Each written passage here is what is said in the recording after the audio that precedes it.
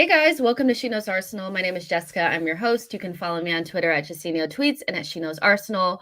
Welcome to a match preview. We're going to be going over everything in the build-up to Everton versus Arsenal. We go to Goodison Park on Saturday, 12 o'clock or 12:30 kickoff. So we're going to be talking about all the things in and around that. So make sure you guys like this video and subscribe to the channel. Also, I have some clips to react to from talksport. We're going to be discussing whether or not this is Arsenal's final chance to win a Premier League, as well as the idea that Declan Reiss would snub Arsenal for Chelsea because they're a more attractive proposition. So get into the chat and let me know how you guys are feeling. One thing we're not going to do today, you guys, is talk about Mason Greenwood. This is Arsenal channel. Like, there'll be plenty of time to talk about that on different channels. There'll be so many Man United channels and mixed channels that will be talking about it. For me personally, Arsenal have a really important game against Everton at the weekend, and I'm going to spend the majority of my time speaking about that and getting us up for that game instead of focusing on something that I just don't have time to even speak about, to be honest. So this will not be the Mason Greenwood chat and talk. So don't want to let you guys down there, but I just can't do it. John says, we need to bridge a goal difference gap. Big chance ahead 6-0 Arsenal. That is pretty good. Amira says 8 games. We've seen this script before. Kara Student says these teams get a new manager. It's always against us. Yeah, seems like it. Keenan says Dyche has got that siege mentality. He'll have 11 men digging in like Newcastle. Tony says Jess is the GOAT. Hope you saw the thing that I tagged you in regarding the nutmegs. Fortune says it's a victory for us regardless of the coach. Sin says vibe and intro. I know, right? I know, right? I love like good intro music. Absis says, hi, Jess. Hello to you as well. Boy says, yes, we are winning. No Chelsea agent is stopping us. I hope not. Mr. Banner says, anyone seen that Balogun, what Balogun is doing in France? We are going to talk about that as well. Let's see what else you guys are talking about. Mama Flossie says, afternoon, Jess. Afternoon to you as well. Jaffa says, 3 points, please. 3 points collecting. That's all we're doing this weekend. PG says, not going to lie, I'm scared of Sean Dyche. I know. I hear you. I hear you. El Dennis says, Arteta, I'm out to destroy Sean. Lucas says, with everything going on in the window at the moment, get off to a good start. Arsenal win 2-0. So let's go ahead and jump in. So the first thing that we definitely have to talk about is players that have returned, players, you know, what are the injuries looking like? What is the squad looking like ahead of this game?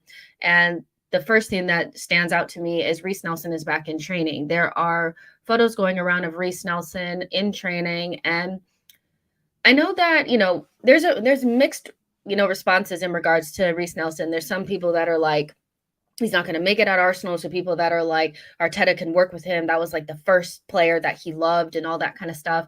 I don't know really where I sit on it because Reiss Nelson his contract is due to expire in the summer. And we haven't heard much about a contract renewal. And so, but Arsenal are not usually under this regime okay with just letting players go for free. So I'm wondering what that's going to look like. I wonder if they're trying to see if he can be a good part of the squad towards the back end of the season before they make any sort of decisions. But, you know, for this season, we need players that can fill squad roles into the end of the season. So seeing Reiss Nelson's face in those training photos was like, thank you, because that means in some of those Europa League fixtures, you know, Reiss Nelson can play. And like we saw against Nottingham Forest at home, I know that that's a low level of competition, but we are going to play other teams at home in advantageous positions where maybe we can rest Saka and, you know, play Reiss Nelson instead. I think what sometimes we get confused on, or maybe there's like a little bit of like confusion around, is like, Reiss Nelson can play with the starting 11, you know, and Nketiah showed that he can play with the starting 11. And so light rotation sometimes is not a bad thing. It's just when you have Reiss Nelson and Nketiah and another person and the midfield is disrupted and the back line is disrupted, you don't see the best of some of these players. But Reiss Nelson being back in training is a boost. It is a boost because from my perspective, he's more of a natural right wing than Vieira. And so if Saka needs to come out or we need to rotate, it'll be nice to see Reiss Nelson. So I am really happy that he's back in training. And I thought, before he went down with that injury, he was playing really well. I think he was playing really well. So you guys can let me know in the chat, what are your expectations of somebody like, Reiss Nelson? Are you hoping that he comes off to, that he does a good job in the back end of the season and gets a new deal? Or are you kind of wanting him to move on? How do you feel about it? Because like my heart kind of says like, I want to give Reiss Nelson another chance. I want him to make it at Arsenal because before Saka came through and ESR, like Reiss Nelson was that guy coming out of the Hale End. And I know that doesn't really mean anything in the grand scheme of things. Like some players do really well coming out of the academy and some players don't. But he really was the first player that Arteta put his arm around against Leeds at home in one of the cups. I do remember Arteta making it like very clear that that was his guy, and Reiss Nelson was getting way more playing time than like Pepe. Then the injury started happening, and then he went out on the loan, and we kind of forgot about it. But it feels like when he came back this time that he was serious about trying to get his Arsenal career back on track. He was just so unlucky with the injury at the time that he got it, because after Nottingham Forest, I thought maybe he can do something. So what do you guys think? Mr. Banner says, Reiss has never really been given a proper chance to prove himself. Same as Eddie, with regular game time, he can be a weapon for Arsenal. Richie Rabbit says, I don't think Reiss Nelson is a winger because he doesn't get to the byline. He's talented, but not to our level now. Juck says, yeah, time for Reiss to shine. Roman says, no new deal. He's young enough to get a new club. Keenan says, Reiss looked really good. It seems like he is on the cusp of taking that big step up. We need to give him a little bit more time to see if he's the guy to compete with Saka. The thing about Reiss Nelson is I do agree that he's not necessarily like your quintessential chalk on boots winger. Like he's not that guy. He's more of a creative player, I think, that can play more on the interior. But from my perspective, I don't think that's a bad thing. I think you have Reiss Nelson on one side, Martinelli on the other. You do have balance. And even with Saka, like I find him to be more of a combination player anyway, and somebody else that really shines in the interior of the team too. So I don't necessarily feel like Reiss Nelson not being a chalk on boots winger is any sort of issue. My thing is, can he kick on from here and be a player that keeps us from having to spend big money on a winger that's going to compete with Saka in the summer? I think that's a position that I've earmarked as a place to improve, is right wing, not because Saka is not good enough, but because he needs competition and also somebody that can step in for him so he doesn't have to play every single minute. And if Reiss Nelson could be that player, that would, to me, that's ideal. Versus going out there in the market. For me, the right wing market is not good. I don't think there's a lot. I think there's more better players on left winger than right winger for some reason. Like I think it's just kind of like a desert, in terms of right wingers. So if Reiss Nelson could do it, I think it would be fine, to be honest. And he's so talented. He just needs to be serious. Tinabik says, ideally, I want Reiss to be good enough to fulfill the potential he had coming out of Hale End. Wingers are so expensive. Amazing to have one from our academy. Let's check Reiss Nelson really quick. I mean, he's not like old. He's 23. So like now is the time to really start to kick on. And I know that there's like different times players really develop and stuff like that. And this may seem a little bit like, well, then why don't you feel the same way about Sambi? The difference between Sambi and Reiss Nelson, honestly, from my perspective, is that Reiss Nelson is free and Sambi cost us money. Reiss Nelson is Hale End and Sambi is not. And so I do feel like, from my perspective, I would like to try a little bit longer with the Hale Ender. And, Sambi was brought in for a specific position and he was unable to kind of do that position. And then we're trying to find a place for him.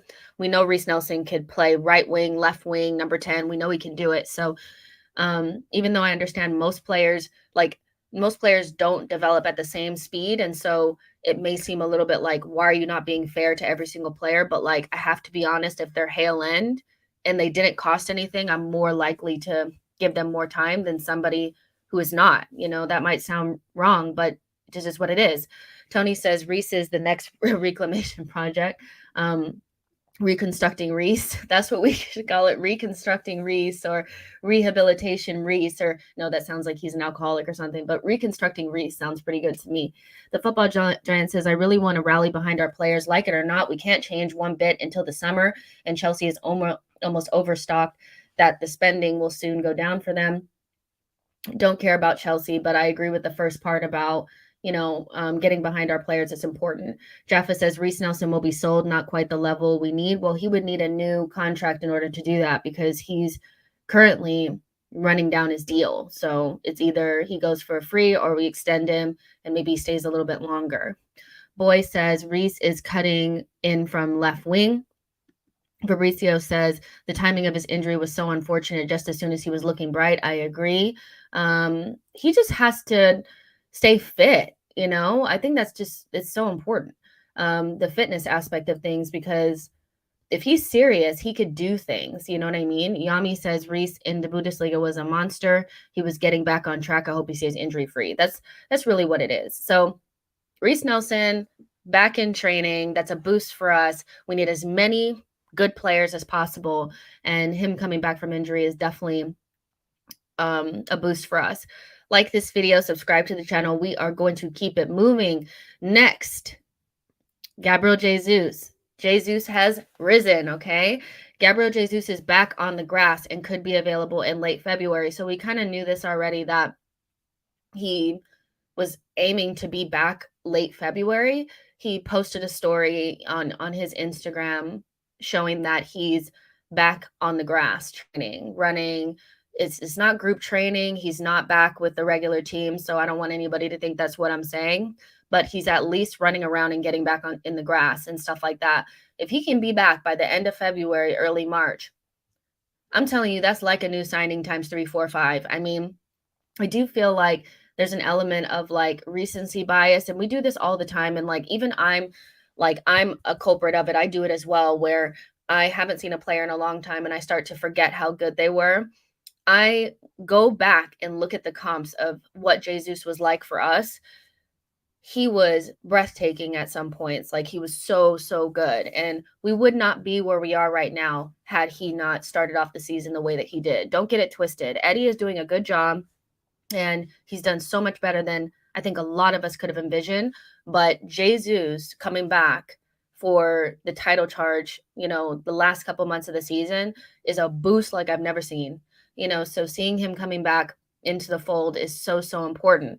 And one thing I did want to look at that had popped up on my timeline, when, Eddie scored the goal against Manchester United, everybody was talking about Eddie and how good he's doing, that have come up from Eddie and Jesus. And you can really see that, like this is for goals scored. Like, Eddie Nketiah is just a goal scorer, period. Like, the guy is actually like just a pure goal scorer, and he's really improved in his all-around game.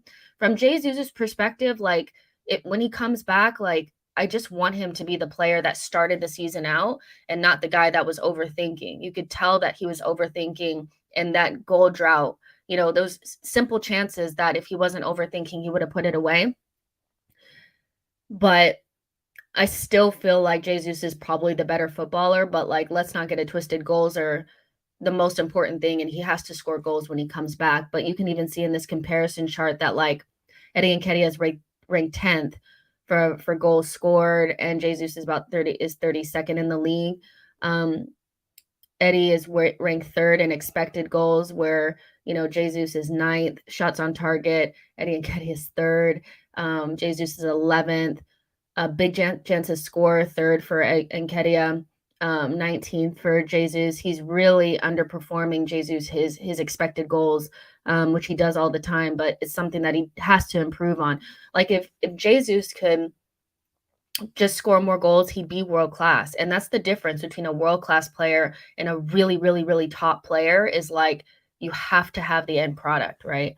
And I don't know, I don't care about fast breaks. And then in terms of like chances, expected assists, this is kind of like where Jesus is a more of a creative forward than Nketiah. Like the expected assists, Jesus is higher than Nketiah. Their touches in the opposition box, we know that, when Jesus gets in the box, he tries to do a lot of the creation and, he's a good dribbler. Take-ons attempted. We know Jesus is a superior dribbler to Nketiah, and duels won. Like Jesus is 7th in the league where Nketiah is 69th. So we know where their strengths and weaknesses are, and the two of them together create such a good problem for Arsenal to have. When Jesus comes back, he's not going to be trying to get his spot back off of Nketiah that we haven't seen. It's Nketiah that's been scoring loads and loads of goals, big goals for Arsenal, and has also improved his all-around game. So, and also, Nketiah works really well with Saka, and I think Saka's overall game has kind of went up a little bit of a notch when Nketiah, because it seems like they have that Hale-end connection, where when Jesus is out there, the connection is more with Martinelli than anything. So, and also Odegaard steps up in Jesus's absence, where when Jesus is there, Odegaard is a little bit more reserved. So there's a balance to it all that works for us, and I don't think it's something that we need to worry about, or who's better than who, or I'm okay with those types of discussions, that. But Jesus coming back into the fold is nothing but a good thing, and Nketiah hitting form is amazing, and so it's just horses for courses. But this is a really, really good problem to have. I can't deny that. Let's see what you guys are saying. Arnolito says, imagine Nketiah, Saka, ESR link up on the right half space. Roman says, we can just have both of them in some matches. I thought in preseason there was some good combination play between the two of them, and I thought we looked really dangerous with Jesus and Nketiah. I just wonder how that works in the Premier League, but I wouldn't be opposed to seeing that, Gu Uner says, Jesus has to work for his place now, which would make him try harder. Amira said it in preseason. It's Eddie and Jesus. Imagine Jesus and Odegaard causing chaos and creating chances for Eddie to finish. Yeah, we have good choices up front now, which is something that we didn't have before. LA says, Jess, but when you get UCL football, do you still want Nketiah as backup? Why wouldn't I? Again, like, people look down on Nketiah because he's not fancy and because his name is not Edinho or something. If you erase him and put some Brazilian kid on his numbers and put him in the Bundesliga, people will be saying that's who you need to buy to be your backup striker. I don't see why Nketiah wouldn't be a decent backup for Champions League. Again, like, we're probably going to buy another forward. I would imagine somebody else would come in, or, ESR would become another option up there. But the idea that we need to replace Nketiah just because I call it branding. That's what I call it. I call it branding. I think some players, because of where they come from, what they look like, the branding around them, they look like such a great player and like they deserve to be in Champions League. But if you packaged Eddie different and he didn't come from Hale End, and, he didn't have the difficulties at the beginning, and you just looked at his stats and he was a different player with a different name, nobody would be questioning it. So why wouldn't Eddie be able to score in the Champions League? Jesus would probably play the bigger games, but against lower level opposition, in the Champions League, why couldn't Eddie play? I don't understand. I mean, he's scoring goals for fun in the Premier League, which is the hardest league in the world. So why wouldn't he be able to score in the Champions League? Honestly, I just think it's packaging and branding, and some players, because of where they come from, they'll just never be respected. Again, if he was from the Bundesliga and he was doing the exact same thing and his name was a little bit more fashionable, I think people wouldn't be asking these questions. Let's see. Martin L says, that's an excuse, guys. Saka is not Sakinho, but he's well respected. But Saka, he actually took a long time for people outside of Arsenal to start respecting him as well. Eddie's it's not even about Saka. It's just if you took Eddie out and looked at his statistics and the way he's scoring goals, the amount of goals that he has, and how he plays and all that, you would just say he's a good player and not be questioning all these things about, well, what about Champions League and all that. There's very little teams that have the same level of center forwards, backup and starter. So let's just get that straight. I also think Arsenal fans have this weird idea that like we need to have 3 or 4 CDMs and they all need to be world class. Like most of the times your backups are not going to be at the same level. But if you have Jesus as the player that's your number one striker, and then Eddie is the guy backing him up, what are we complaining about? I don't really understand. And we've already seen that if Eddie gets a run of games, he scores goals. So like if he can do it in the Premier League, why can't he do it in the Champions League? If somebody can answer that question for me, and I'm not saying Eddie needs to be starting if we end up having to play against Real Madrid. Obviously, Jesus would play. But against Club Bruges, you know, who else plays in that competition? You know, Shakhtar, you know, teams like that, Celtic. You know, why couldn't Eddie play in those games? Somebody answer me that question. You know, I don't understand that. I think it's just branding. Boy says if we wanted to sign Nketiah, he would cost us Mudryk money. We don't need to hunt the market for another striker. Club Bruges is a good team, but is he better than the teams that are they better than is Club Bruges better than the teams that we play in the Premier League? Because Eddie is scoring goals against Manchester United. He's scoring goals against, you know, a lot of teams. He scored goals against Chelsea. Like, I think you guys are trying too hard. You know, I think you guys are just trying too hard, to be honest. Group stage, Champions League, with a good team around him, he can play in those games and score goals. You know, it's weird, you know, that people are saying that he can't. If he's scoring the Premier League, why wouldn't he score in the Champions League? You guys do realize that most of the teams that play in the Champions League that are like group stage teams are not that much better than the teams that we play in the Premier League, right? You realize that. You get that, right? They're not. So I don't know what you mean. Ali A says, because it's high level in the Champions League when you get into the knockout stage. Exactly. So that's not what we're talking about. In knockout stages, our top goal scorer, our number one, is going to play. So what I'm still not understanding like what we're talking about here. I don't get it. Like I'm still group stage, UCL, Eddie will be fine. And then you play your best team in the knockout stages. So like I still don't understand what we're talking about here. I think people are trying too hard to make it seem like Eddie's not a good player and it's a flash in the pan. The numbers don't lie. Like when he has a run of games and he's playing with a team that creates chances for him, he scores goals. And it wouldn't be any different in the Champions League. I'm confused. So I don't know. Let's see. John says, why is that if you're questioning the club's decisions, you're negative? If you're talking about the transfer window, I don't know. Like, I don't know. Hot says, well, we need 2 top strikers for the Champions League and Premier League, and Eddie has proved his worth. I think we don't need a new shiny toy there. We don't need a new shiny toy there. Like, sometimes I just think we're so quick to write off players and we want something new and shiny. Like there was people that wanted Dominic Calvert-Lewin and thought Dominic Calvert-Lewin would be better than Eddie. And I don't think that that's the case. You know what I mean? So your backup striker isn't always going to be world class. You know, I think it's very few teams in the world. Like City has that luxury. But if you look at most teams in the world, their number 2 striker is not like a world class striker as well. Eddie has proved that he's a good backup for Jesus and could potentially get better. He's only 23 years old. So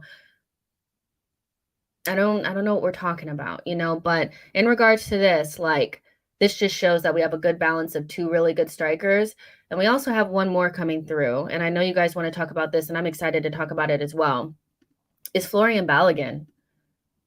I mean, he's now the top scorer in Ligue 1 and he has 14 league goals, more than Mbappe and more than Neymar.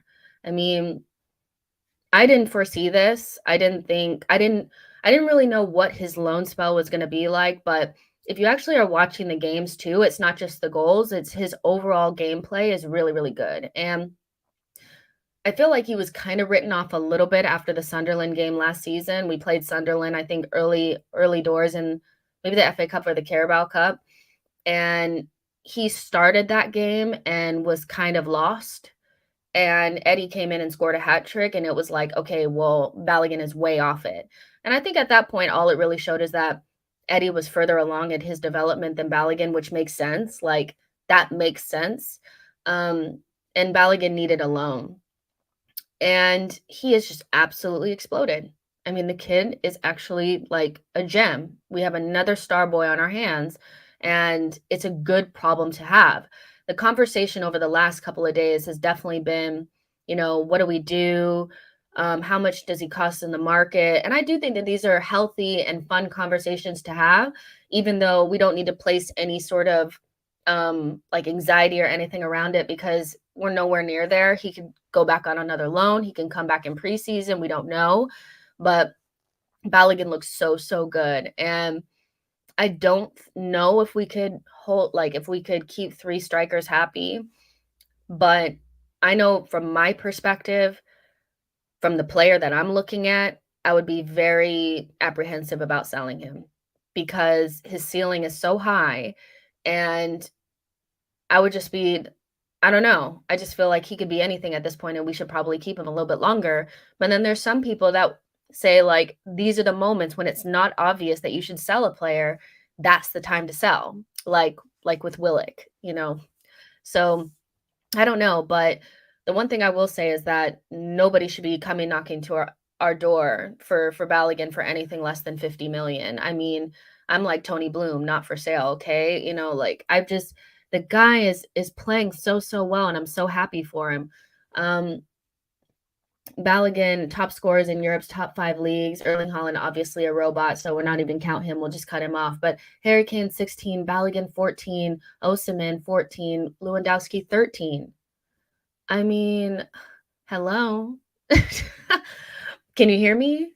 Kid's a star. Like, are you serious? Like, that is so good for him.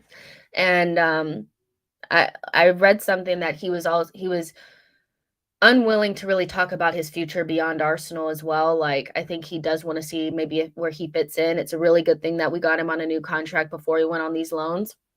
But my gosh, is he having a breakout season. It's insane. Let's see what you guys are saying. Bro Pro says people paying premium prices for strikers. Mohammed says Florian Balogun must sell. Other top clubs will buy him. I don't know why we would sell him. Keenan says loan him to Marseille next season. By the time he comes back in, we can line up a move for Jesus or Nketiah. I think at a certain point, like if I were to say like what do I think would happen is Balogun goes on another loan, and maybe next summer, not this coming summer, but the summer after, we may get some really good offers for Nketiah. And I would love to, if I'm going to sell Nketiah, I would sell him to a Premier League team, because Premier League teams can pay top dollar. And as far as I'm concerned, he's an English striker that's scoring goals. And so we start the bidding at 50 million and we go from there. So, I mean, for either one of them, you're making bank, but I think it'll be a nice little kind of conveyor belt there if Eddie at some point does decide he wants to get some playing time, to go to a Premier League side and Balogun come in and then back up Jesus. The thing about Balogun is that I feel like he's more of a combination of Jesus and Nketiah together, where I think the balance of Jesus and Nketiah go together quite well and create one perfect striker. Balogun is kind of both of them mixed together. He has the technical ability, he has the confidence, he has the ability to take players on, but he's also learning how to hold up the ball. He gets his shots off. He likes to take a lot of shots. He had 11 shots last night. So having a combination of the two kind of does make the perfect striker. Do you know what I mean? And so, yeah, I'm excited about Balogun and what his future is, but it's not something we have to stress out about. It's a good problem to have, but I would like to see him come back in preseason and see what Arteta wants. But the reality is we do need a right winger, and I'm not sure we need 3 strikers, especially with, I'm not sure if Balogun or Nketiah are really wingers. And I also just want to put this out there that I've seen people say that Jesus should move out to the wing. The whole reason why Jesus came to Arsenal was so he could be the number 9 and start through the middle. And so I don't think Arteta is going to play him out in the wing. So I think we can kind of rule that out, you know. Balogun says, loan him to an EPL team next season. Balogun will score 20 plus goals. In this inflated market, he's 88 million pounds at least if Arsenal want to sell. Here's the thing, like, Ollie A is laughing about the 50 million for Nketiah. Anthony Gordon just went for 45 million to Newcastle, and Nketiah is scoring consistently, you know, in a team that's top of the league, you know, so you can laugh all you want, but I'm talking about from an inflated market. Anybody is going to have to pay for an English striker is going to have to pay 50 million starting. So, I mean, Everton wanted 45 something million starting for Dominic Calvert-Lewin. The prices that players are going for right now, like 50 is no longer a lot. Conor Gallagher, 45 million, you know, those are the bids coming in for him, and he's average, you know. So if you're trying to say, haha, like Balogun is average, the average player going from Premier League to Premier League team is going to be 45 to 50 million. So laugh all you want, but I think it just kind of shows that maybe you're not up on what's actually going on in the Premier League, but if you sell them to a Premier League club, you are going to have to pay 50 million. Like, come on. Let's be real. Get real. Elliot Roberts says, who would you choose for next season, Balogun or Nketiah? Such a difficult question, but I have to go with Nketiah. I think I would prefer, you know, Balogun to stay out on loan just to make sure it's not a purple patch. Do you know what I mean? Give him another year out on loan, maybe a better loan to a better League One side, or maybe even a Premier League side, and see what happens, and keep Nketiah because he's doing his thing with us now. Boy says, I want Balogun in-house next season to lead our cup side. GB says, the problem we have is Edu trying to sell, no confidence. He won't accept a Tesco bag of groceries for Balogun or Nketiah. I tweeted this, and a lot of other people tweeted this as well, that it's going to be really interesting to kind of see how Edu does with players that are not like distressed assets or players that people don't want. We have some very attractive kind of players out there that are doing well, that are young, that are on decent contracts and stuff like that. So he's had some understandable limitations in the past trying to sell players on big contracts that are older and not very good and not really attractive. But when we start talking about the Baloguns and Nuno and even maybe Tierney and players like this, he can't be coming with like small amounts. He really, really can't. Like, you know, so it's something that he really needs to like get right. But I'm just hoping that he can, because some of these players are going to be really good for us in the future. We know we're not on the same level financially as like the Chelseas and Man Cities where they could just throw money at everything. We have to recoup some of the money from sales from some of these players. So yeah, I think it's going to be a very, very interesting summer. The Football Giant says soon Hale End will make Edu act like Tony Bloom at Brighton. Yeah, hopefully. Arnolito said it's going to be different now with these valuable young players instead of these bums we tried to sell. Exactly. It should be easier. But we just have to see what he's all about. Errol Graham says, hi, Jess. I didn't know you was on. What have I missed? You've just missed us talking about Reiss Nelson is back in the fold, back in training. Jesus is back on the grass running, should be back at the end of February. And we talked about the differences between Jesus and Nketiah. And now we're giving big ups to Balogun because he is the top goal scorer in League One with 14 goals. I mean, it's absolutely insane. Make sure you guys are liking the video, subscribing to the channel. Yeah. Well, Edu has no excuse in the summer. We're going to have some good players that he could move on for good fees. So I think we'll be looking forward to see what happens with that. There's 340 of you guys in here right now, which is cool. Like the video and subscribe to the channel. Now, the next thing I kind of want to talk about is there's a couple of clips that I want to play for you guys. And we're going to just kind of discuss it. Obviously, with previews, we usually just talk about the team we're going to play, but I also want to talk about some topical things because why not? It's fun. So this is the first clip that I want to play for you guys. It is Darren Bent and some other guy talking about Declan Reiss and whether or not he'd come to Arsenal. So let's do this. Reiss choosing Arsenal. Okay, but why would he not? If they're champions of England... I'll tell you why. Because Todd Bowley has just got an open wallet. Okay. So hold on. So you think Chelsea can afford him? Okay. He's best mates with Mason Mount, and you think that counts for something? Okay. Chelsea probably are a more attractive club than Arsenal at the moment. Okay, so let's stop it here. Do you think that players pick teams because of their best friends? I want to know that. You know, if you guys think that that's a valid reason why Declan Reiss would not come to Arsenal is because Mason Mount is at Chelsea. Let me know if you guys think that that's valid. Well, no, they won't. Arsenal sit top of the table. Chelsea are more attractive than Arsenal. If you want massive wages, I get it. Yeah, but if you want just as a club, they are. How are they? Arsenal are top of the table. I know, Benny, but come on, you understand why? No, understand. What do you mean? Understand why? You understand that Chelsea. Chelsea are serial winners. Chelsea are serial winners. Chelsea won two Champions Leagues. You've never won that. Yeah, and they will get better, Chelsea. I understand that. But right now, where the two clubs sit, I disagree. Arsenal are in... So this is an interesting conversation to me because I think attractive, like when you start talking about whether a club is more attractive than the other, if you never really take into account where the club is at the moment, and what the current manager and structure and playing style can offer a player, I think you're just talking. So when it comes to Arsenal and whether or not, if we're just saying like the bigger club is always the best option or the most attractive option, I think we're kind of kidding ourselves. Do you know what I mean? There's always other reasons why players pick clubs. Playing time always comes into focus as well. Playing style is important to players. Trajectory is important to players. Competitions that you're playing in is important to players.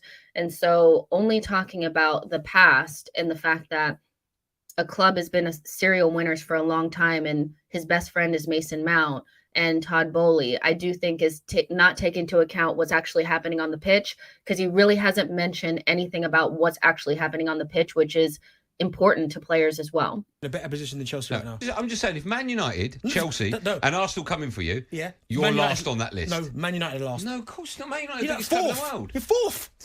Fourth, yeah, but if we win the league, I'm talking about as a player like Declan. Yeah. And three of those clubs come in for you. Yeah. You lot are last. In order. Arsenal, Chelsea, Man United, Chelsea, Arsenal. No, it's not. No chance. All right. So it's a very, very interesting clip there. So Declan Reiss is our number one option, our number one target for the summer. And I do have my fears about whether or not we can get a big deal like this over the line. Everybody knows he's our number one target, but he's also a lot of other players or other clubs' number one targets. I think he will be looking at Chelsea. I think Chelsea has always been his number one option because it's his boyhood club. Those things really do matter.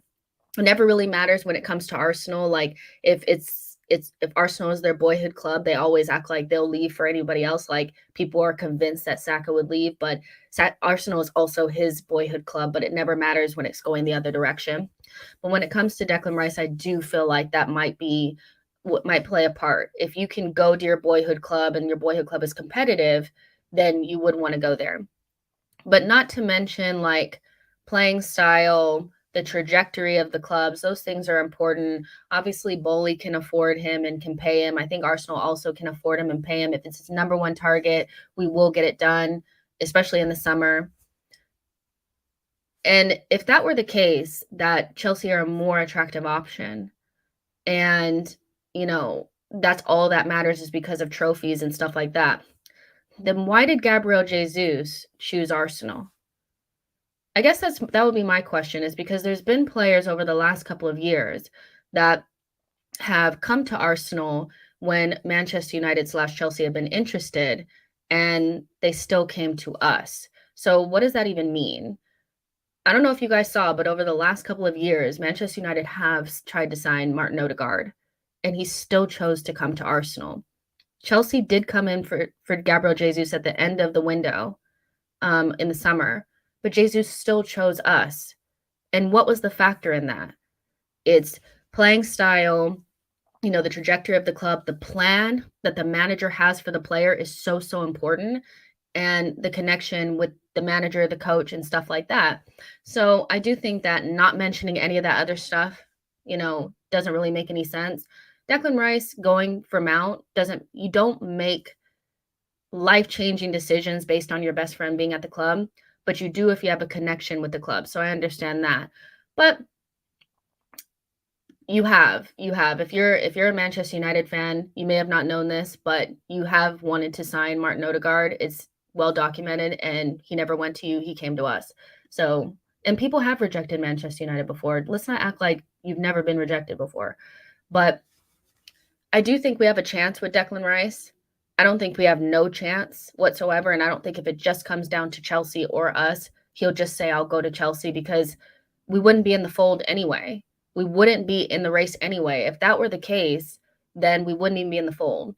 I think that we do have a chance to get Declan Reiss based on the fact that the football that we're playing, the trajectory of the club, the fact that we'll probably be in Champions League, maybe Chelsea will not. And he likes the style of play. Arteta will have a good plan for him. Boop, de boop, de boop. I do think the manager connection is so, so important. I think that's why we didn't get Lisandro Martinez. We didn't get Lisandro Martinez because he wanted to go to Manchester United to be with his old manager. Those things do matter, but Declan Reiss doesn't have a connection to Potter. So I do feel like sometimes people just say things without any sort of they don't consider every single factor. And to not talk about anything that happens on the pitch and only that Bowley has money, Mason Mount is there, and Champions Leagues, disregard so many things that we've seen over the last couple of years have not been the only reasons why players have chosen to go somewhere. Again, Chelsea wanted Jesus, and he still came to us. Why? Because of the connection he has with Arteta. So let's say Declan Reiss has a conversation with Graham Potter and Arteta has a better plan for Declan Reiss, a style of play that Declan Reiss prefers more. Maybe he offers him more insight. We know Arteta is very, very good at those types of things and convincing players to come. Maybe he comes to us. So it's really, really interesting, that they feel like we have no chance just based on it's more attractive because Chelsea won Champions Leagues. But I feel like that's a really reductive argument with no analysis whatsoever. Let's see what you guys are saying. Dale says probably make top 4. That's some serious PTSD. Kidding, of course. Let's see. Ayul says at Chelsea, he is guaranteed a starting spot. Well, if he's our number one target, see, here's the thing. It's if he's our number one, and he's not guaranteed a starting spot, by the way. They have so many midfielders, and they're not ever really, they never really are loyal to anybody. So Bowley has already said they're going to continue to buy. They'll buy a bunch of midfielders, and he'll just be one of some. In regards to Arsenal, you don't go in for your number one target. If Declan Reiss were to come to Arsenal, he'd be our record signing. Number one target, record signing, off of the back of probably a title challenging year going back into Champions League. He's starting at Arsenal, okay? He's going to start over Granit Xhaka. He is Granit Xhaka's replacement. So he probably will start at Arsenal. So starting at Arsenal in Champions League, starting at Chelsea in Europa League. I don't know. That would be up to him. But the idea that he may not start at Arsenal when he'd be our top signing and probably our record-breaking signing doesn't make sense either. Let's see. JC says players consider the next 3 years far more than the last 20 years. That's a really good point. I do think that, yes, some players want to play for legacy clubs, but and teams that have won a lot, and they're serial winners and all that kind of stuff. But in the next 3 years, Arsenal can win just as many, if not more, trophies than Chelsea based on where we are at this moment. And so Declan Reiss will look at that. I'm not saying he's 100% coming to us, but to act like we don't have a chance is preposterous. Live says Chelsea can win the Champions League. They can win the Champions League. They probably won't this season, but they won't be in Champions League next season. So starting next season, if they don't win it this season, then we'll have a better chance of winning Champions League than them next season. And probably a better chance of winning the league. So, yeah. Let's see. What else are you guys saying? Hashtag, thank you so much for your super chat. Says MM have a place in the Chelsea squad next season. I don't know if you're saying Mudryk or Mason Mount. I think you're saying Mason Mount. I don't know, but they're going to buy a shit ton of players. And a lot of those guys are not going to be players that they just bought, like are going to just be forgotten. We know how Chelsea are. They're ruthless and they have no loyalty to anybody. Whereas if Declan Rice comes to us, he's going to be a starter and he's going to be an integral part of our future. Yassine says, just Declan Rice is #1 Liverpool target in the summer if Jude Bellingham deals collapse. Well, then I'm even more confident that we'll get him. No offense, but I think the style that we're playing, the trajectory that we're on, the way that the club is not kind of like Liverpool are great, but they're not really in a great position in terms of the club is kind of like an in-between. I know you guys are going to get new owners and all that kind of stuff, but if Declan Rice is your #1 target, if Jude Bellingham collapses, I feel even more confident that we would be in front of you in the queue based on where we are right now in the league. I think those things are so important, to be honest. Where you are right now and the trajectory of where people feel like you're going to go, and anybody with a brain knows that Arsenal are going in the right direction. Keenan says Mount, Havertz, Gallagher are all gone next season. Bully takes no prisoners. I just thought it was interesting, and I just wanted to hear what you guys had to say about it because it's such an interesting thing where it's like people just only think about the past. Because I've heard people say, you know, Leicester and like teams like that, West Ham, Villa, like those types of teams when we were in the dungeon were better options for good players than we were, even though we've had more Premier Leagues and stuff like that. So it only doesn't really seem to resonate unless it's Arsenal versus somebody else. But like BroPro is saying, getting Rice is going to be a dogfight. It is going to be a dogfight. I think Arsenal are going to be well in that. And it's probably going to be Chelsea and Liverpool and even maybe Man City. But I wouldn't be surprised if we did get him as long as Edu does his job. You know, I think it's not really so much about attractiveness for us. It's the Edu factor, I think. Getting the big deal over the line, getting all your kind of ducks in a row early enough, making sure you have the money ready to go. And yeah, we'll see what happens. Errol says, if they don't win the Champions League FFP problems, trust me, Chelsea are in trouble. I don't know about that, but I hear you. Keenan says, Rice wants to be wanted as a player. He wants to be a part of a team. Arsenal are a family. He will be a gunner. The thing about Rice as well is like Chelsea has never really wanted him. I think they want him so that nobody else will have him, if that makes sense. But like they don't really want him. They've had chances to bring him in. They brought Enzo Fernandez instead. You know, they went after Caicedo instead.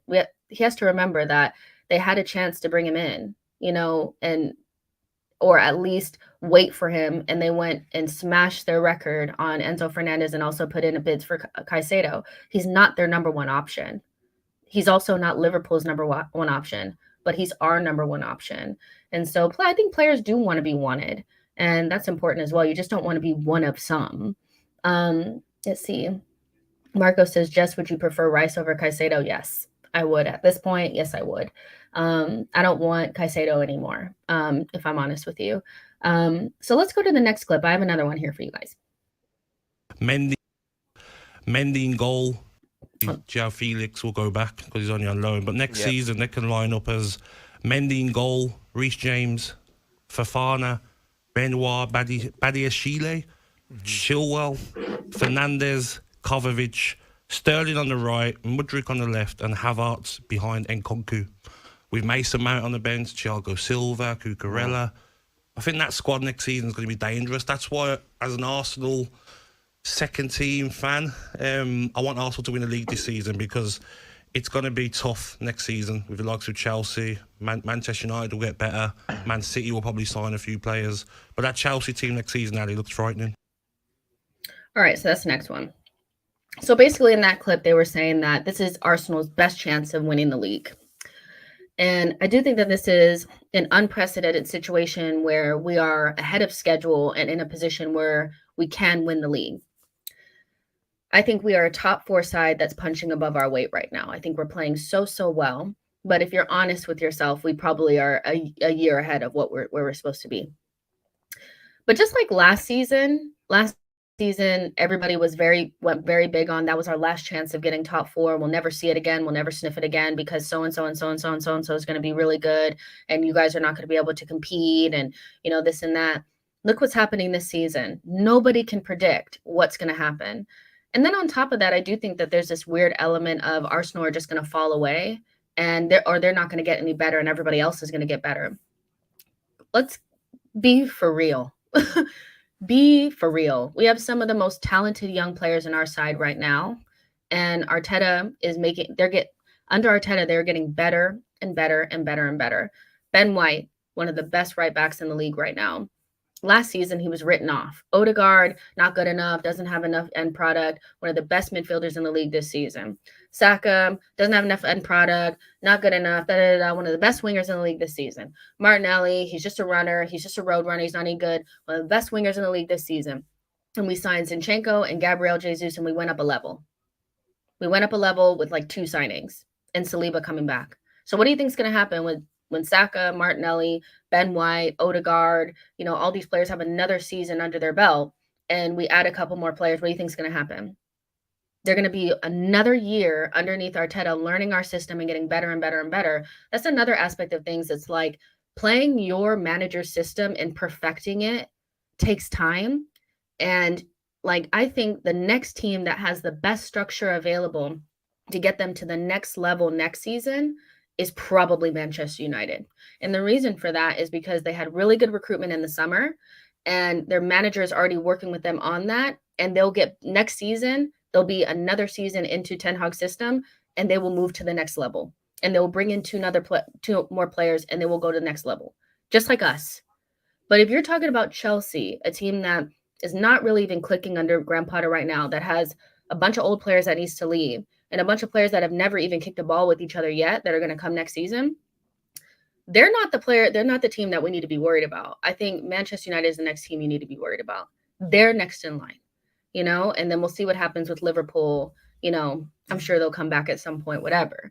But the idea that this is Arsenal's last chance of getting a title because so-and-so is going to be good and so-and-so is going to be that is just kind of disregarding and disingenuous to the fact that we're still a young team. People said at the beginning of the season that that was as good as we were going to get and we weren't going to get any better. We literally got better every single game of the season. Every single game of the season, we got better. It's so weird. What we were when we played against Crystal Palace is not the team that we were when we played against Spurs away. We have gotten better and better and better. And this team will continue to get better. I don't really understand. It's they act like we're the team, bunch of 30-year-olds, and this is the end of the road. We still have 2 21-year-olds leading the line for Arsenal. Be for real, So it's so interesting how people speak about us, and I think it's more fear and trying to write us off. But they did that last season, and I would implore Arsenal fans not to get wrapped up in what these losers say because we know we're going to get better. We know we're going to go to the next level. We're going to get better players next season. We're going to fill out that squad, and we're in perfecting and getting better pieces mode. We're no longer building the squad. We're just trying to perfect what we already have. And if we increase or improve as much as we did from last season to this season again next season, it's scary, but not for us. It's so funny. I'm just I listen to this stuff and I'm just so we just gonna go backwards then? We just gonna go backwards with kids? No. And I'm not saying Chelsea won't be better. I think they will be better. I think Potter's a good manager. But I don't think they're the team that we need to be worried about just because they're splashing cash. I don't think that that's all it's about. I don't think winning is all about splashing cash. I think it's about the plan. I think it's about the manager. I think it's about the style of play. I think it's about getting the right pieces together at the right time and everything forming together for you to have that synergy to move forward. And the next team up doing that is Manchester United. It's very clear. It's not Chelsea, but that doesn't mean that Arsenal synergy is just going to stop because Bowley is throwing money at it. So interesting. But yeah, I like those types of videos because I think those things come back later and bite you in the butt. And I think that's going to bite him on the butt for sure. Let's see. Ify says, I got humbled after the all or nothing about Arteta. He's not getting enough respect from these pundits. The funny thing about it is if Arsenal are just a bunch of average players and not very good and they're just, they're punching above their weight, then Arteta needs a fucking statue because that means he's the best manager in the league. hello. But they know that that's not true. We have really talented players that are nowhere near their peak yet, and we are just getting started. Keenan says, this is like when Pep started winning with City. Arteta is here for the long haul, and we are only getting stronger. I agree. So I wanted to pop that in there before we do the preview. Preview's a little boring and a little bit like we do the same things over and over again, but I wanted to pop those two things in there just to talk to you guys about it and so we could laugh about it together. But we need to get into this Everton preview. So there's 300 of you guys in here. Make sure you guys like this video and subscribe to the channel, and let's go ahead and get into it. So we play Everton, of course. And I just want to I'll read a couple of stats out to you guys because that's what we always do at the beginning. Courtesy of Orbinho, because before every single match, he just decides to up my anxiety levels through the roof. So Everton have gone 8 Premier League games without a win. Next up is Arsenal at home. Last season, when we went to Goodison Park, Everton were on a run of 8 Premier League games without a victory. Everton beat Arsenal 2-1. Then they won none of their next 6 Premier League games.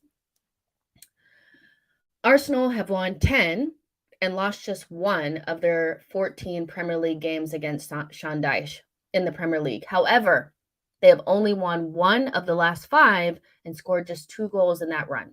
If you guys remember, in January last season, 0-0 against Burnley was a nightmare. The last gasp chance for Lacazette at home was just like a dagger. Had we won that game, we would have been in the Champions League. It's insane.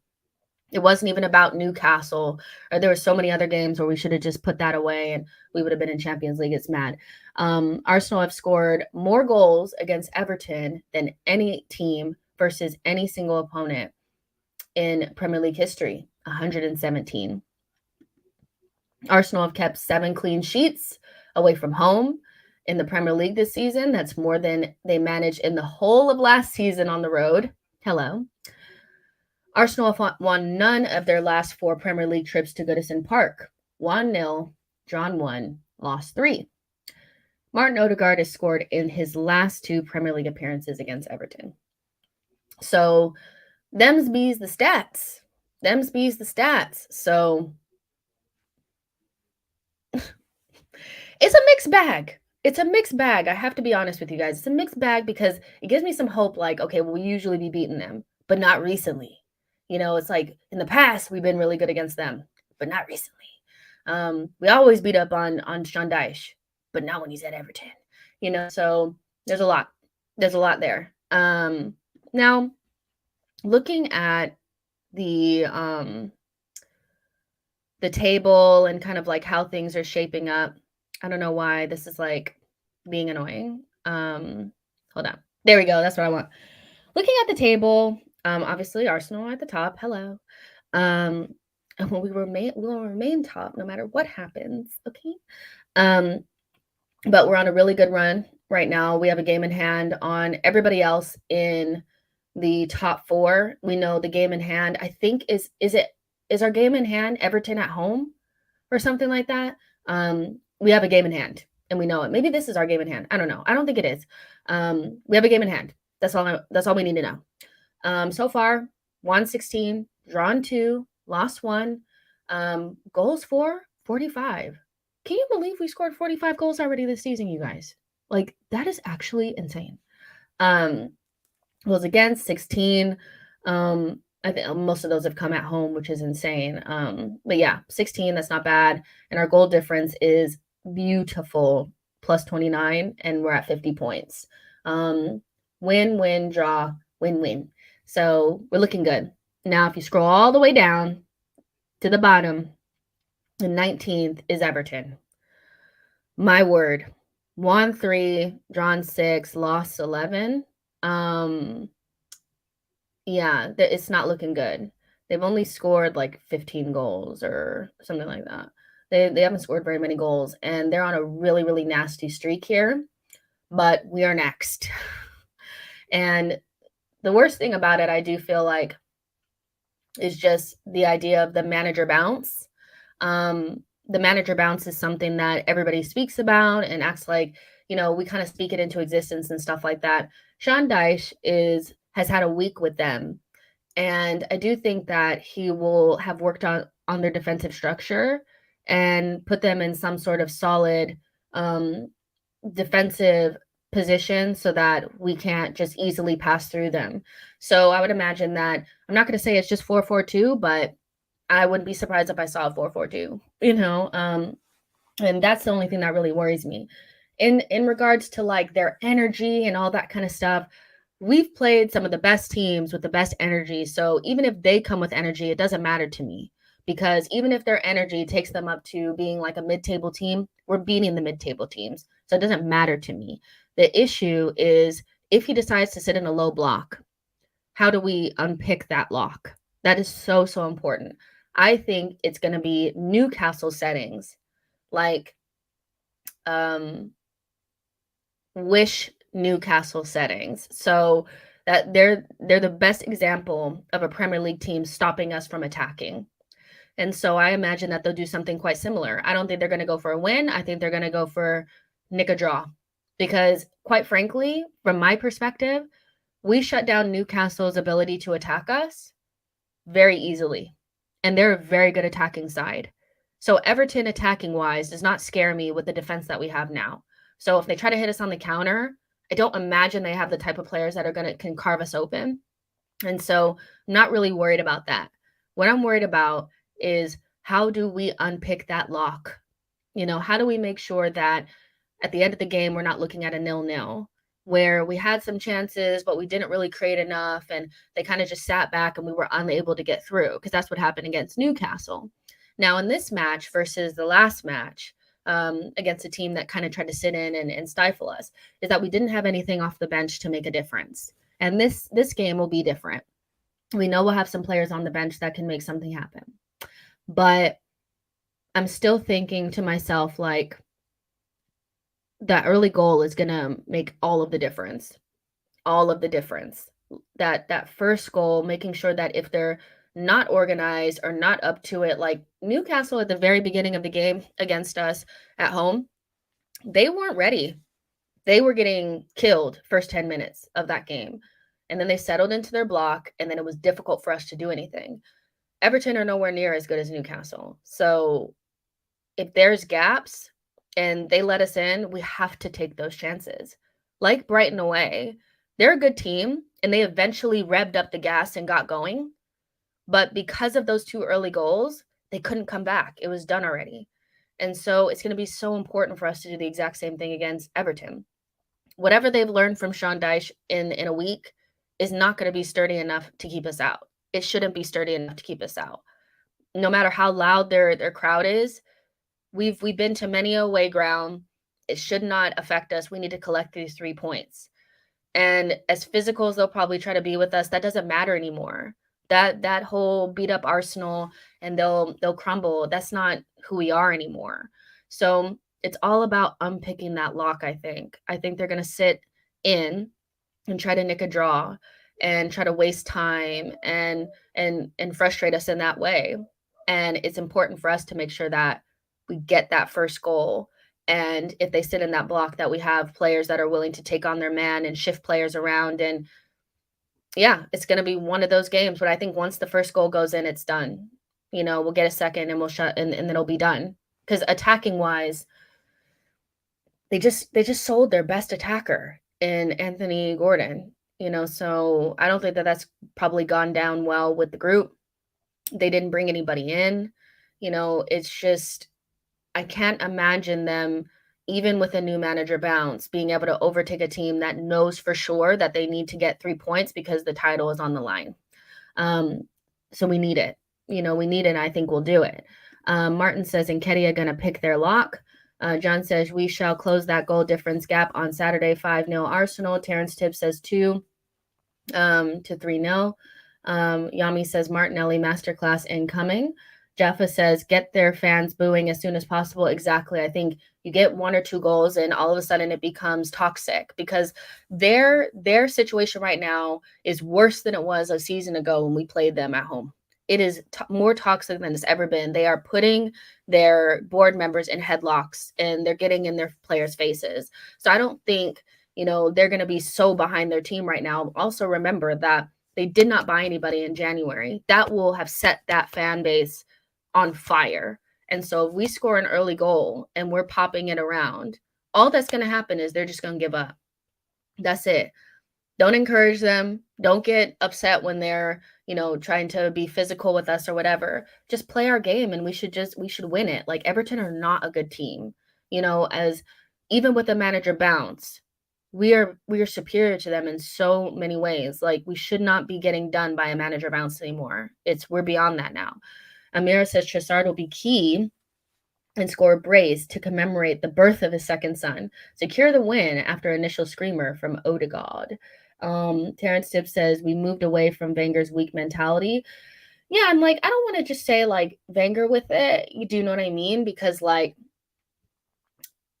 Wenger is Wenger, and I hate saying anything negative, but we are not that same team that just crumbles, because somebody pushed us. Like, that's just not who we are anymore. And I can see Gabriel and Saliba just absolutely rinsing Dominic Calvert-Lewin and just rendering him useless, because if they can shut down the best strikers in the league, I mean, remember Haaland was shut down by Rob Holding, where our defense is not getting overrun by Dominic Calvert-Lewin and Damari Gray.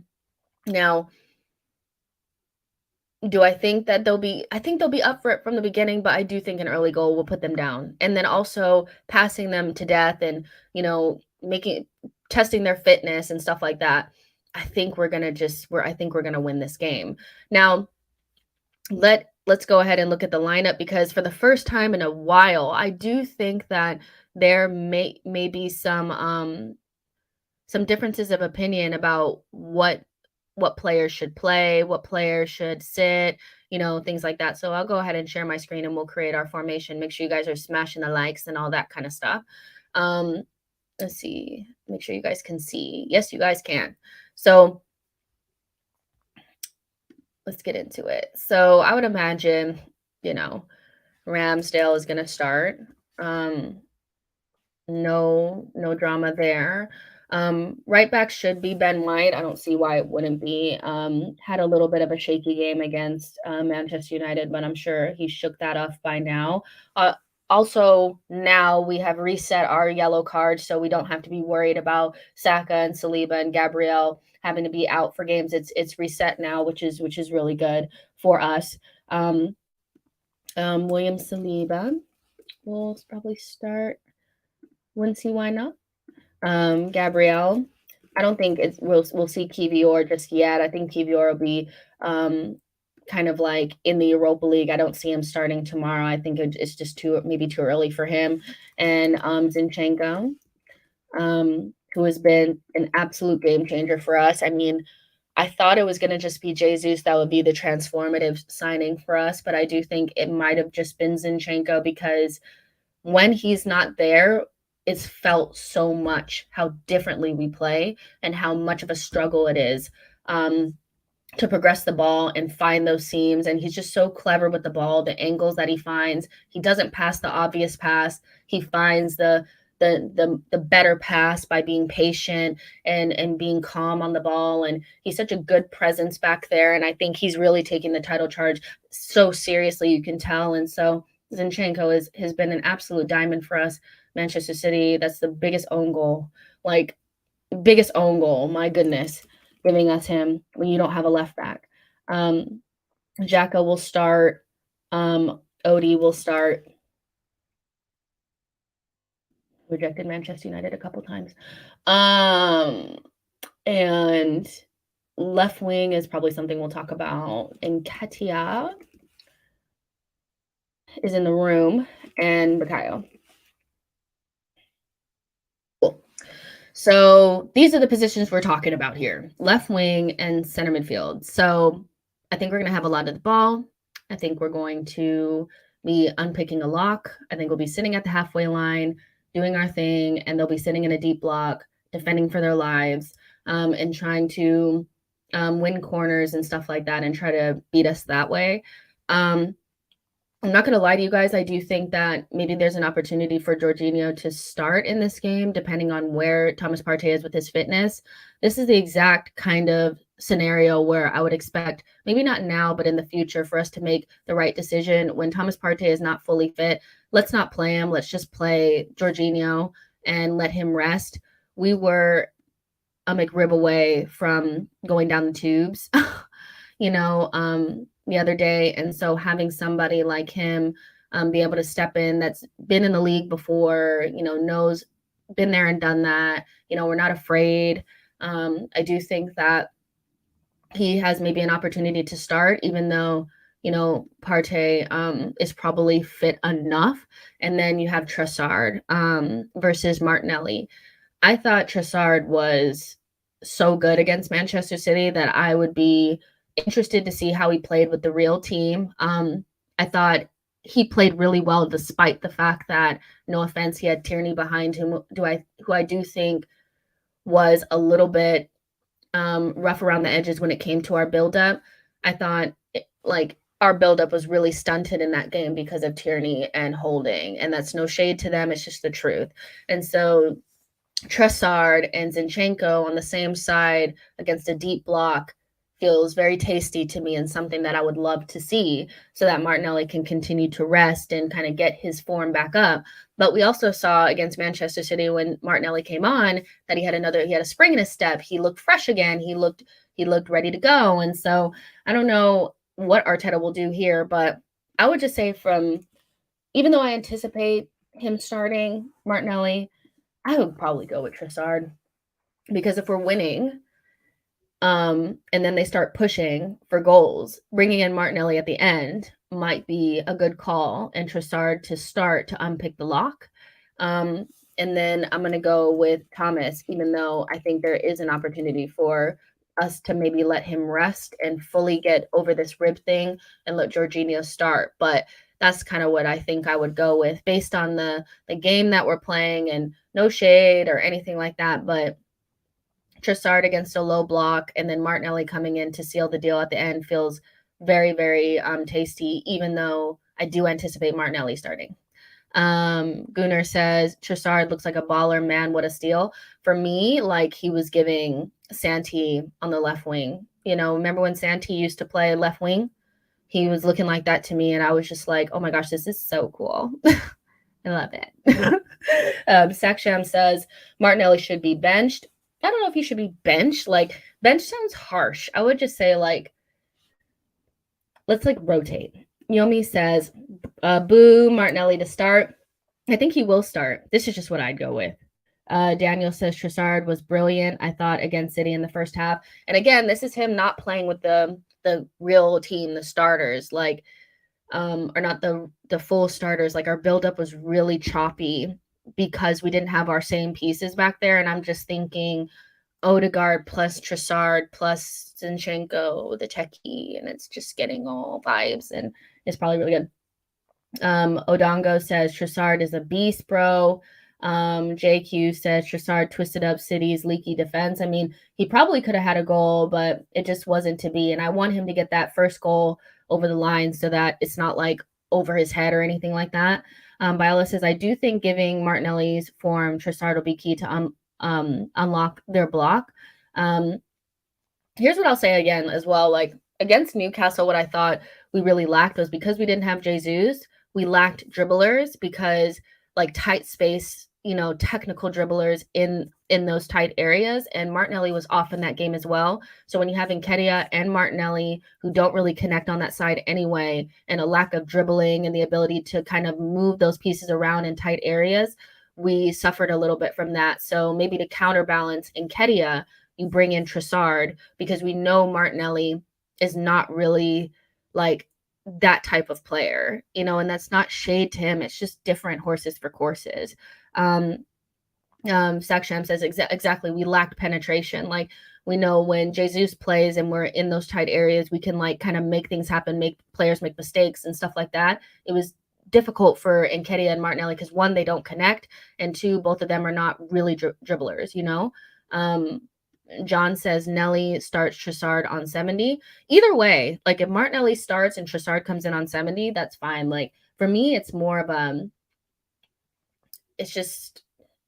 it's horses for courses, and it's a good problem to have. Bro Pro says Nelly is on a mission after that City cameo. I think Nelly will start. I think Nelly will start as well, but like this is what I would go with. But if Trossard comes in at the end, like I'm happy as well. I'm just happy that we have options. And something else that I don't think I saved it. If I didn't, then it is what it is. But our potential bench, again, like if this is what we start with, like I'll take Trossard out because I don't want you guys to have a heart attack. But our potential bench is, Trossard, ESR, Reiss Nelson, depending on where he's at, Vieira, Jorginho, Tomiyasu, Tierney, Holding. Like that's our potential bench, going into this match, which if things were to get hairy and we need a goal late, you could bring on an ESR and a Trossard, and to change things up. You can bring in a Vieira as well. If we're ahead and you want to rotate, you can bring in a Tierney or a Tomiyasu. If we're at the end of the game and we're up 2-0 and we just need to keep possession, you can bring on a Jorginho and take Partey out. We have different options now. And so regardless to who we start with, the finishers are going to be so much different. Or we have finishers, which is amazing. So, yeah. So before we get out of here, you guys, let's go ahead and do our predictions. So what do you guys think is going to happen? Let me know in the comments. Predictions. Who's going to score? Who's going to be man of the match? All that stuff.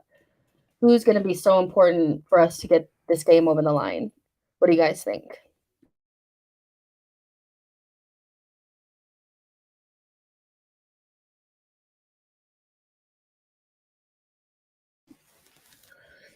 I should have saved it. I forgot. But I have a picture of like, let me see if I can find it while you guys are writing that in the comments. The very first like lineup under Arteta. Let's see. I don't know. Where is it? I thought I saved it. I'm so annoyed. You guys keep telling me your predictions in the comments. Let me I have to find this. Because if I don't, I let you guys down. I can't find it. Okay, we'll talk about it next time. But when I tell you that lineup was so janky, and we've come a long way, okay? That first lineup under Arteta was scary, okay? Let's see. Adrian says 4-0, Saka 2, Eddie 1, Trossard 1. Smart Cookie says 3-0 to the Arsenal. D. Cunningham says 4-0 Arsenal, Odegaard man of the match. Jaffa says 2-0 Odegaard man of the match. I love Odegaard. Ben says 2-0 man of the match, Eddie or Saka. Saksham says Nelson is also back in training. Yes, we talked about that early. Arsenal to win 2-0, Saka, Martinelli to score. Ben Dover says 3-0 to Arsenal, Eddie, Odegaard, and Trossard. Terrence Tibbs says Nketiah, Trossard, and Saka. Alaska says Odegaard, man of the match. Fabrizio says 3-0, Martinelli, and Nketiah times 2. Yami says 3-0, Nketiah, Saka, Odegaard, man of the match, Odegaard. Smart Cookie 3-0. I mean, we're all saying wins pretty much. Vamsi says 2-0 Arsenal scrappy win. I'll take that. I don't care at this point. We are collecting 3 points right now. We know we play good football. We need to collect the points. Joseph says 2-0 Saka Eddie. Ivy says 3-0 Eddie, Trossard, Saka man of the match. Saka man of the match is Odie. Devion says 1-0 Everton will be low block. So yeah, I think we'll be just fine. My score prediction is 2-0 Arsenal. I think definitely Saka, probably Odegaard. Clean sheet for the boys. I don't think they'll be stressed out by this at all. I have faith. I am no longer living in fear.